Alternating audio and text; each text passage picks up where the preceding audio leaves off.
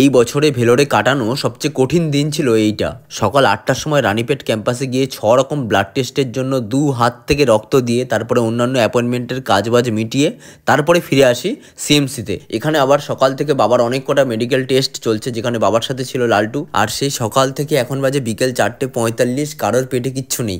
হ্যাঁ, বাবাকে খাইয়ে দেওয়া হয়েছিল কারণ বাবার মেডিকেল টেস্ট ছিল, সেই জন্য। ফাইনালি সেই দিনটার মতো হসপিটালের কাজবাজ মিটিয়ে আমরা চলে গেছিলাম একটা ফলের দোকানে। এখানে এসেছিলাম বেদানা কিনতে, এত ব্লাড টেস্ট হচ্ছে তো শরীরের জন্য ফলমূল খেলে একটুখানি উপকার হবে এইভাবে আর কি। তাই এখানে আমাদের ফল কাকা ব্লগ হচ্ছে থেকে বললো একটুখানি কাছ থেকে নাও, আমি একটুখানি কেরামতি করে বেদানা কাটবো। তা কাকার খুশির জন্য একটুখানি না হচ্ছিল আর কি। আর তোমরা যারা আমাদের ভিডিও নিয়মিত দেখো তারা জানো এই মুহূর্তে আমরা আছি ইন্দোরে, কিন্তু ভেলোরে যে আমরা নিয়মিত ব্লগ ভিডিওগুলো বানিয়েছিলাম তার মধ্যে কিছু কিছুতে এসছিল আর কিছু কিছু পেন্ডিং রয়ে গেছিলো, তখন এডিট করার সময় পাইনি। সেই ভিডিওগুলোই কিন্তু এখন আস্তে আস্তে ছাড়ছি। তো যারা ব্লগ দেখতে ভালোবাসো তারা অবশ্যই ভিডিওগুলো দেখো, আশা করি ভালোই লাগবে। তারপরে কাকাকে দিয়ে একেবারে চ্যানেলটাকে সাবস্ক্রাইব করিয়ে নিয়েই তারপরে ফিরেছিলাম হোটেলে। আর কতক্ষণ পরে যে গলা দিয়ে একটুখানি জল নামলো, উফ শান্তি। ঘড়ির কাঁটায় তখন 5:36। সকাল থেকে না খাওয়া, তা ওকে আমি বলেছিলাম তুই খেয়ে নে, ও খায়নি, বললো একসাথে খাওয়া হবে। শুধু বাবাকে খাইয়ে দিয়েছি, বাবার আজকে এন্ডোস্কোপি ছিল নাকের, তো বাবা খেয়ে নিয়েছে। এখন কটা বাজে দেখেছো তো? স্নান দান করে এলাম, সবে 6টা বাজতে যাচ্ছে। যতদিন আমরা এসেছি এখানে আজকেই প্রথম যে আমাদের আজকে ঘরে রান্না হয়নি, আজকে আমাদেরকে বাইরে গিয়ে খেতে হচ্ছে।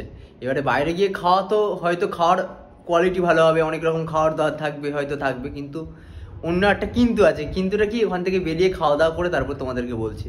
চলো। দিনটা যেহেতু ছিল সোমবার, তাই বেরিয়েই কিন্তু সরাসরি চলে এসেছিলাম মহাদেবের মন্দিরে। সেখানে গিয়ে একটুখানি প্রণাম পর্ব সেরে তারপরে চলে যাই অন্নপূর্ণা হোটেলে। আর সত্যি কথা বলতে গেলে নাম যেমন অন্নপূর্ণা, তেমন খাওয়া দাওয়ার মানও কিন্তু অসাধারণ। কেউ যদি ভেলোরে এসে মনে করো হোটেল থেকেই খাওয়া দাওয়া করবে, তাহলে কিন্তু এর চেয়ে ভালো হোটেল, এর চেয়ে ভালো খাওয়া দাওয়া কিন্তু আর কোথাও হয় বলে এখানে আমার মনে হয়। আর এপারে আমাদের পেটে তো খিদেতে কামড়াচ্ছে, আর যেহেতু সোমবার আমাদের নিরামিষ, তাই নিয়ে নিয়েছিলাম ভেজ থালি।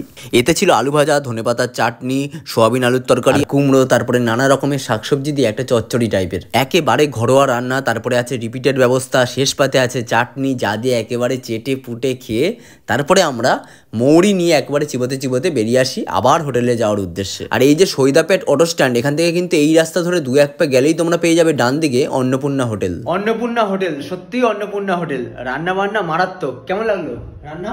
দারুণ রান্না বান্না। দারুণ রান্না। কেমন? রান্না ভালো। আমি আর বাবা তো আগের বছরে খেয়েছিলাম, ওদের রান্না বান্না সত্যিই মারাত্মক, সত্যি কথা বলতে গেলে। কিন্তু এবারে যে বলছিলাম না, কিন্তুটা কি, কিন্তুটা হচ্ছে এটাই, ওখানে যে খেলাম না 80 তিনটে 80 240 টাকা এবারে, মানে এক বেলার জন্য। এবারে ওই 240 টাকায় আমাদের এখানে যখন আমরা রান্না করে খাচ্ছি তখন আমাদের কিন্তু প্রায় 2 দিন চলে যাচ্ছে, তাই না? 5 বেলা, মানে আমরা দিনে 2 বেলা করে খাচ্ছি, সেই হিসেবে ধরলে 5 বেলা চলে যাচ্ছে। মানে বুঝতে পারছো পার্থক্যটা, নিজে রান্না করে খেলে কতটা সেভ হয়। তবে হ্যাঁ, এখানে খেলে কি হয়, মানে খাওয়াটা মন ভরে খাওয়া। এখানে তো পেট ভরে খাচ্ছি মন নয়, ঠিক আছে, ওখানে মন পেট দুটো ভরে খাওয়া যায়, এই আর কি। তো ভিডিওটা আজকে এই অবধি ছিল, কেমন লাগলো অবশ্যই জানিও। আরে না দাঁড়াও, বেদানা এনেছিলাম মনে আছে তো? ওটা তো খেতে হবে না? এত ব্লাড টেস্ট হচ্ছে, শুনেছি নাকি বেদানা খেলে রক্ত হয়, জানি না ঠিক কিনা, তবে ওই একটুখানি খাওয়া দাওয়া করা যাক, শরীরের জন্য তো উপকারই লাগবে না। এইবারে চলো ভিডিওটা শেষ করা যাক। আর ভালো লাগলে একটা ছোট্ট করে লাইক করে দিও, কমেন্ট করে দিও, শেয়ার করে দিও ভিডিওটা। আর আমাদের চ্যানেলটাকে ফলো করতে একদম ভুলবে না। দেখা হচ্ছে অন্যদিন অন্য একটা ভিডিও নিয়ে। এখনকার মতো টাটা।